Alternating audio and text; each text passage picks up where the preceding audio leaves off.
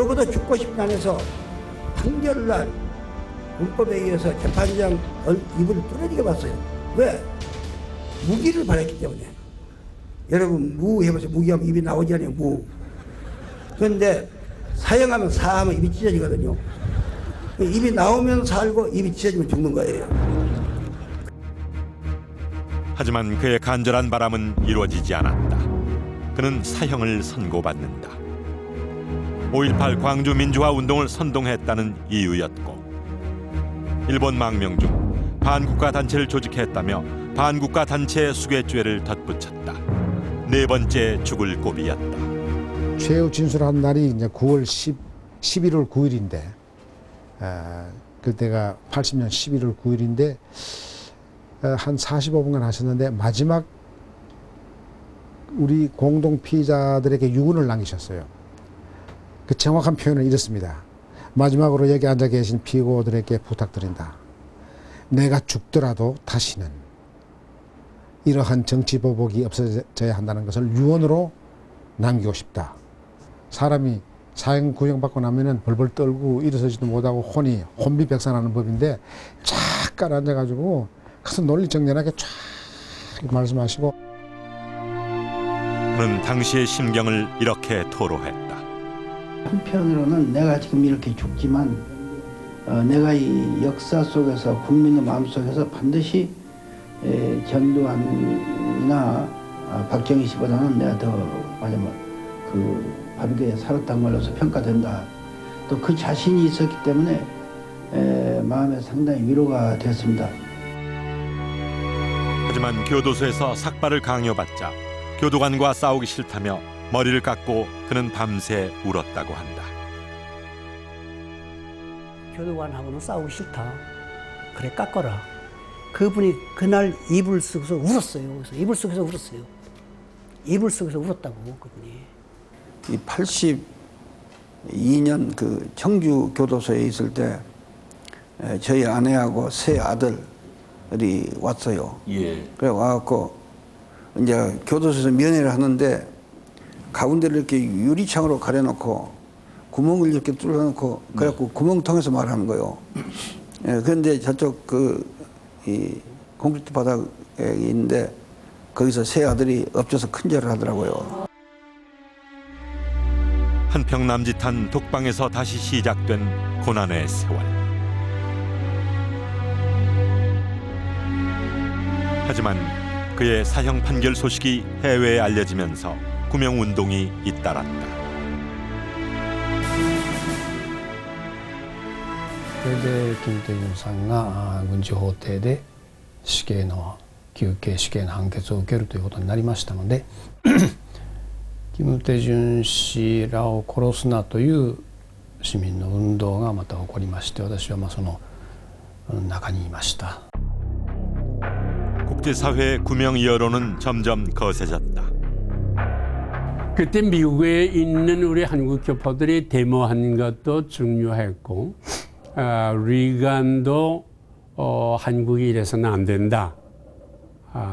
미국에서는 그런 위대한 사람들이 그렇게 되면은 본래 CIA가 일본에서 수장하려고 하는 것도 살려주지 않았어요? 그런 것이 있어요. 그래서 이 인물들은 살려두는 것이 옳다 하는. 김대중 납치 사건 때 미국의 CIA 서울 지부장이었던 그레그 씨가 이때 백악관 안전보장 스텝이었다. 그가 이 문제를 정식으로 들고 나섰다. Within the United States government, there was a great debate about how we should protest this. And some people thought we should make a very large public protest, and others, including myself, felt that we should make a quieter protest. And so that line of thinking won out. And so I accompanied then Secretary of Defense Harold Brown to Korea. And we met with President Chun Doo-hwan and talked to him about the Kim Dae-jung case and told him that if Kim Dae-jung were to be executed, it would cause a tremendous reaction abroad. 여론의 압박으로 그는 2년 7개월 만에 형 집행정지로 풀려난다. 그리고 미국 망명길에 오른다.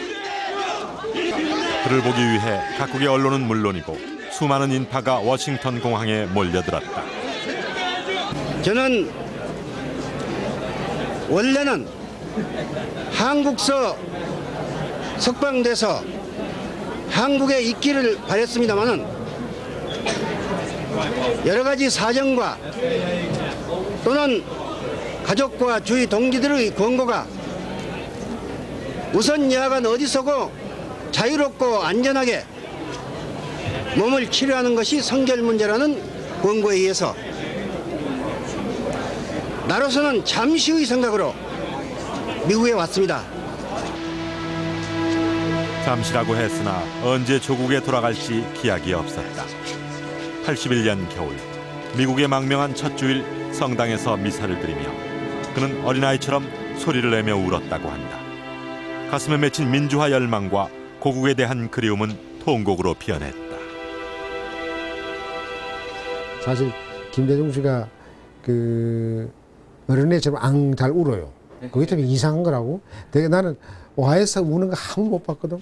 JP 우는 거 한 번 못 봤거든. 잘 우는 DJ. 대통령이 되면 안 운다고 사람들이. 그 동양 그 유교 문화에 의해서는 절대로 지책을 온 사람은 절대로 울면 안 돼. 근데 그러니까 인간적인 적이 많아 잘 우는 거하고.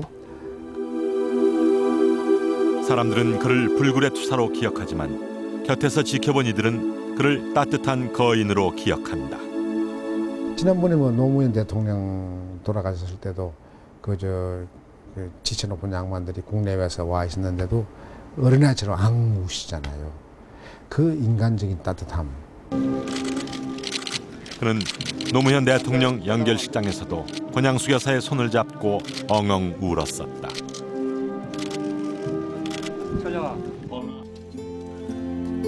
그의 따뜻한 정은 일상에서도 묻어났다.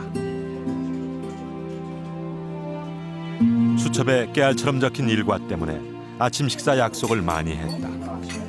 하지만 아침에도 불쑥 찾아오는 사람이 많았고 그는 아침밥을 여러 번 먹어야 했다. 저랑 방금 전에 식사를 하셨는데 또 식사를 하고 계시고 또 식사를 하시는 거예요. 그래서 아니 아침을 3번이나 드세요? 그랬더니 사람 집에 사람이 왔는데 어떻게 다과만 내놓을 수 있냐고. 그래서 밥을 드신 거를 꼭 감추시고 또 드시는 거예요. 김대중 대통령은 앞마당에 항상 쌀을 뿌려 놓았다고 한다. 자신의 집에 찾아오는 새들에게 나누어 줄 양식이었다. 왜 쌀이 이렇게 많아요? 그랬더니 우리 집엔 새들이 참 많이 와요. 그러는데 그 새들이 오는데 더 오고 더 와서 많이 먹고 가라고 꼭 쌀을 이렇게 많이 뿌려 놓으시더라고요. 궁핍했던 미국 망명 시절 사람들의 도움을 많이 받았던 그는 나눔을 생활화했다.